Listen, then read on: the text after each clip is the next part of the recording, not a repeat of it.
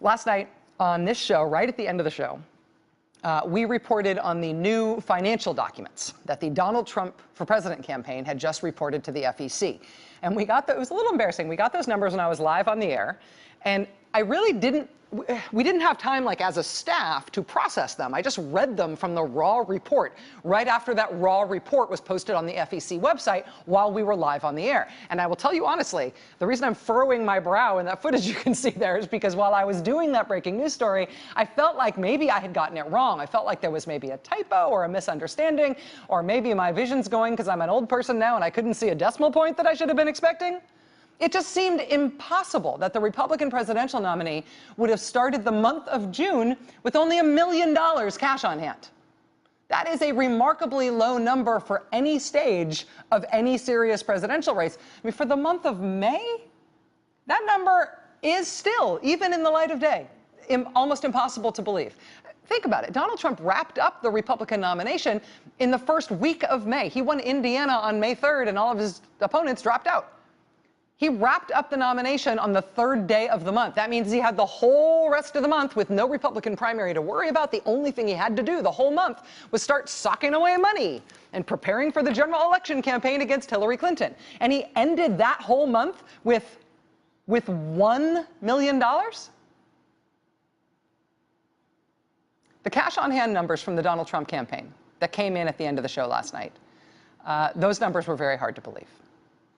But now, over the course of today, we've been able to go through not just his cash on hand numbers and his fundraising numbers, but also his spending numbers.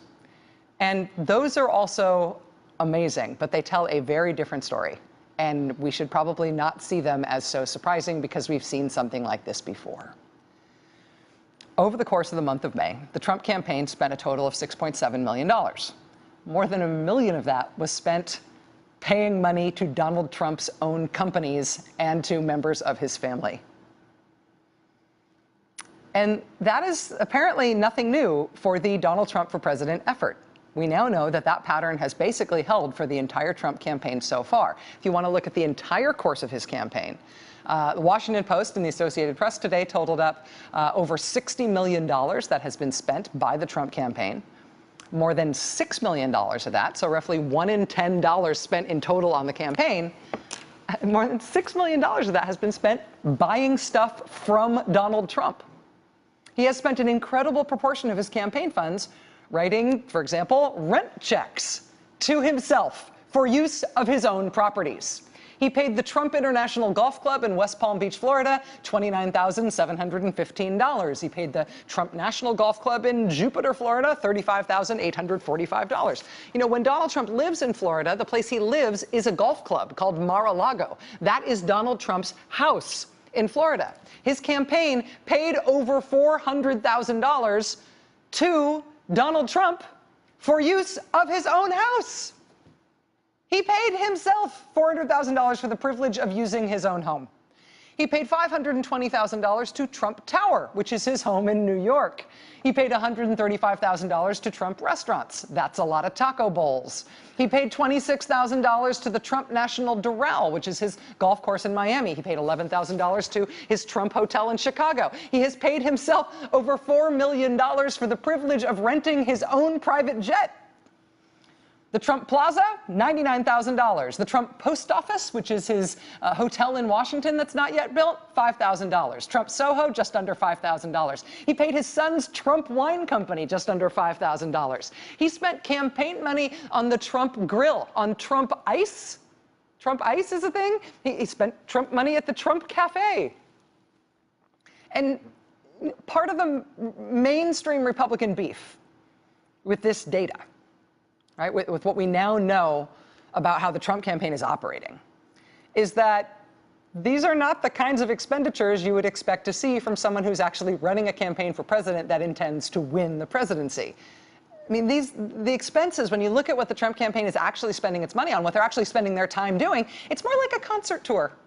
It's more like a promotional tour for a celebrity who's hawking something than it is like a campaign where you need people to go out and vote for you in November. I mean, the biggest expenses are private jets, renting out venues, preferably ones where Mr. Trump gets to pay rent to himself for using that venue, and also swag. You know, you go to a concert, there's the swag table. Merchandise is what the Trump campaign is spending its money on. Millions of dollars spent on Trump t-shirts and especially Trump hats. Oh, the hats. Reading through the list of Trump expenditures, I half expected to find that there was now a Trump hat company that they had formed in order to cash in on all the hat spending the Trump campaign has indulged in over the past year. In fact, there is no Trump hat company, but there is this nice lady who sits on the board of Eric Trump's charitable foundation. She also happens to run the hat company, getting all those millions of dollars in Trump campaign expenditures. So the polite way to say this is it's a racket. It's not designed to necessarily win the election. I don't know if it would be necessarily a problem to win the election. Think about the merchandising opportunities in the Oval Office. But if he does end up winning, you can tell from the way the campaign is being run. And you can tell because we've seen lots of campaigns like this before, you can tell that winning might happen, but it's not the aim. It would be a byproduct of what is the principal effort, which is to make money. Donald Trump is not the first person to do this. This is what Newt Gingrich did in 2012. Frankly, it's easier to do on the Republican side because of the monetizing of Republican and conservative political celebrity, thanks to Fox News and lots of scammy right-wing media outlets in this country. That's part of the reason that Republican presidential fields are so big these days. I defy you to tell me what the job is of Rick Santorum. What is his job, other than running for president? Or what's Herman Cain's job? What's Michelle Bachmann's job? What's Mike Huckabee's job? They're all either making a living running for president, or they're making a living thereafter off the fact that they did run for president once, and therefore you've heard of them. It's a racket. The real question for the country, I mean, that's a question for the conservative movement, the Republican Party, and conservative media, right? Like, what have we created?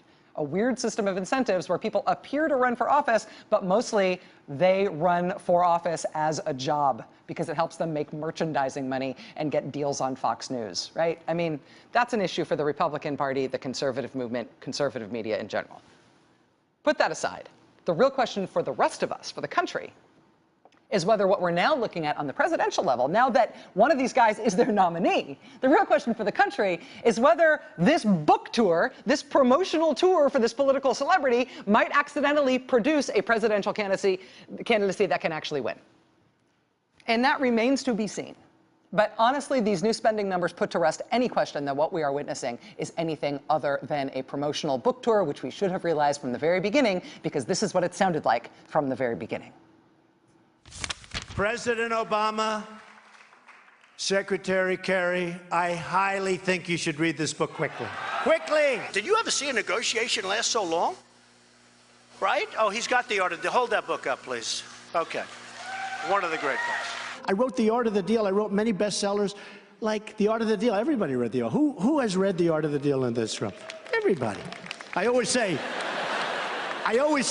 a deep second to the Bible. The Bible is the best, the Bible. And I've done great things. Hey, look, I went into television, had The Apprentice. Great hit. One of the most successful reality shows, right?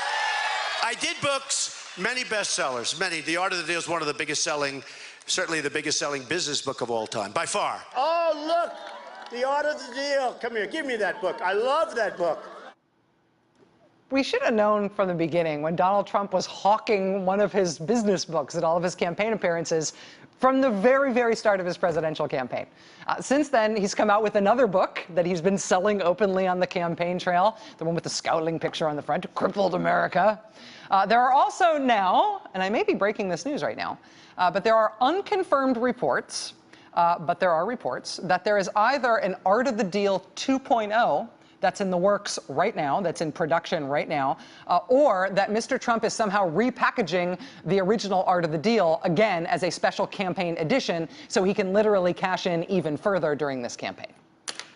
Hey there, I'm Chris Hayes from MSNBC. Thanks for watching MSNBC on YouTube. If you want to keep up to date with the videos we're putting out, you can click subscribe just below me, or click over on this list to see lots of other great videos.